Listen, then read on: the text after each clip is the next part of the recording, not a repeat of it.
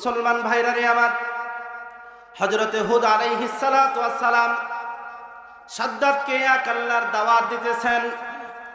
এক আল্লাহর দাওয়াত দিতে গিয়ে সাদ্দাত ডাক দিয়ে বলতেছে, রে হুদ, আমি যদি তোমার আল্লাহকে মেনে নিই তোমার আল্লাহ কি দিবে? হযরতে হুদ আলাইহিস সালাতু ওয়াস সালাম ডাক দিয়ে বলতেছেন, তুমি যদি আমার আল্লাহর তাওহীদকে মেনে নাও আমার আল্লাহ তোমাকে জান্নাতুল ফেরদাউসের মালিক বানায়া দিবে। জোরে বলেন সুবহানাল্লাহ। আর যদি না মানে তাহলে কি হবে? আল্লাহ তাবারক ওয়া তাআলার পয়গম্বর হযরতে হুদ আলাইহিস সালাতু ওয়াস সালাম বলতেছে, তাহলে জাহান্নামে আল্লাহ নিক্ষেপ করবে। এবার হুদ আলাইহিস সালাতু ওয়াস সালামকে ডাক দিয়ে বলতেছে, সাদ্দাত রে হুদ, তোমার আল্লাহর জান্নাতটা কেমন হবে? এবার হুদ আলাইহিস সালাতু ওয়াস সালাম ডাক দিয়ে বলতেছেন যে আল্লাহ তাবারক ওয়া তাআলা যে জান্নাত দিবেন, জান্নাতের একটা করে ইটে হবে, একটা হবে স্বর্ণের, একটা হবে রূপার, মানে মুক্তা দিয়ে খচিত হবে। হুদ আলাইহিস সালাতু ওয়াস সালাম এবার যখন জান্নাতের আলোচনা করলেন, এবার সাদ্দাত ডাক দিয়ে বলতেছে, রে হুদ, আমি তোমার আল্লাহর জান্নাতে যাব না, আমি বরং দুনিয়াতেই জান্নাত তৈরি করব। নাউজুবিল্লাহ বলেন। আল্লাহর সঙ্গে পাল্লা দেওয়া শুরু করছে।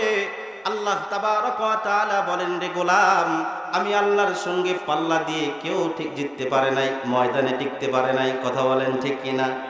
ফেরাউন আল্লাহর সঙ্গে পাল্লা দিয়েছিল, মুসা আলাইহিস সালাতু ওয়াস সালামের কাছে টিকতে পারে নাই। নমরুদ ইব্রাহিম আলাইহিস সালাতু ওয়াস সালামের সঙ্গে পাল্লা দিয়েছিল, ইব্রাহিম আলাইহিস সালাতু ওয়াস সালামের আল্লাহর সঙ্গে পাল্লা দিয়ে পারছে।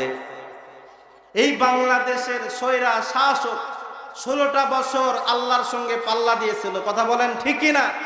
বিনা অপরাধে উলামায়ে কেরামদেরকে জেলখানার মধ্যে বন্দী করেছিল, বছরকে বছর কারাবরণ করাইছে। কথা বলেন ঠিক কিনা? উলামায়ে কেরাম জেলখানার মধ্যে যে কষ্টে ছিল, একজন মার্ডারের আসামি সেই কষ্টে ছিল না। কথা বলেন ঠিক কিনা? এই স্বৈরা শাসক কথায় কথায় মুসলমানদেরকে বলতো, উলামায়ে কেরামদেরকে বলতো, আসো খেলা হবে।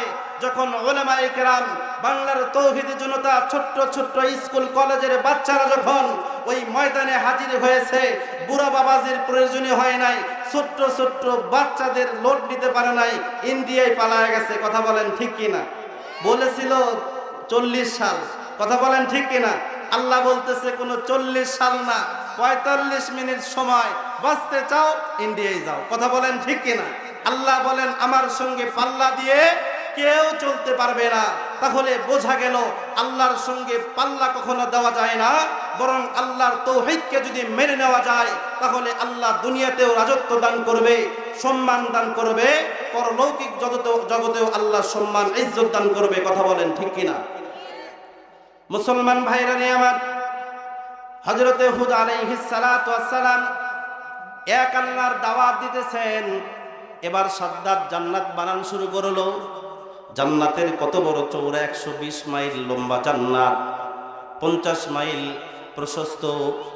হযরতে হুদ আলাইহিস সালাতু ওয়াস সালাম সাদ্দাতকে বারবার দাওয়াত দিতেছে, রে হুদ, আমার আল্লাহর সঙ্গে তুমি পাল্লা দিও না। হুদ আলাইহিস সালাতু ওয়াস সালামের কথা সে কর্ণগোচর করলো না। এক পর্যায়ে সাদ্দাত যখন জান্নাত বানান তৈরি করল, 30,000 ইঞ্জিনিয়ার দিয়ে জান্নাতের কাজ শুরু করল। 300 বছরে সাদ্দাত জান্নাত তৈরি করা শেষ করলো। অনেক লম্বা চড়া কথা, সংক্ষেপ করে বলতেছি। হযরতে হুদ আলাইহিস সালাতু ওয়াস সালাম যখন দাওয়াত দিলেন, মানলেন না, জান্নাত তৈরি হয়ে গেল। এক পর্যায়ে জান্নাতের উদ্বোধন হবে। এবার সাদ্দাত যখন চলে আসছে জান্নাতের মধ্যে ঢুকবে, এমন সময় একজন ফকিরের ভেষ ধরে সাদ্দাতের সামনে হাজির হয়ে গেছে। এবার ডাকদা বলতেছে, রে সাদ্দাত, একটা মিনিট সময় দাও। সাদ্দাত ডাকদা বলতেছে, এই সময় আমার ভিক্ষা দেওয়ার সময় নাই। কি সময় নাই? ভিক্ষা দেওয়ার সময় নাই। এবার যখন ফকির ডাকদা বলতেছে, রে সাদ্দাত, তোমার কানটা আগায় দাও, আমি ভিক্ষা নিতে চাই না, তোমার কানে কানে আমি একটা কথা বলতে চাই। জোরে বলেন সুবহানাল্লাহ। এবার যখন সাদ্দাত কানটা আগায় দিয়েছে, মুহূর্তের মধ্যে ডাকদা বলতেছে, রে সাদ্দাত, তুমি তো মনে করেছো আমি ফকির, কিন্তু আমি ফকির নয়, আমি হলাম মালাকুল মাউত আজরাইল আলাইহিস সালাতু ওয়াস সালাম। সাদ্দাত আব্বা বলবে না বাজান বলবে না কি বলবে? একটা মিনিট সময় দাও, আজরাইল সময় দিবে। কথা বলেন, সময় দিবে। আজরাইল ডাকতে বলে, ইদা জা আজালুহুম লা ইস্তাখিরুনা সাআতাও ওয়া লা ইস্তাকদিমুন। আমার কোনো নিয়ম নাই, পদ্ধতি নাই, দুনিয়ার টাকা পয়সা কোনো কিছু আমি ঘুষ নেই না। সময় শেষ হয়ে গেছে, তোমার কোনো এক সেকেন্ডের সময় দেওয়া যাবে? কথা বলেন, যাবে? যাবে না। আজরাইল আলাইহিস সালাতু ওয়াস সালামের কাছে কাকুতে মিনতি করতেছেন।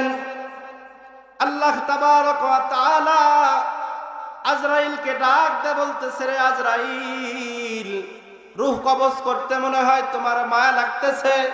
বলতেছে, হ্যাঁ আল্লাহ, কত সুন্দর করে জান্নাত বানাইলো, জান্নাতের মধ্যে যাইতে পারলো না। আল্লাহ তাবারক ওয়া তাআলা বলেন, আর কারো জান কবজ করতে তোমার কি মায়া লেগেছিল?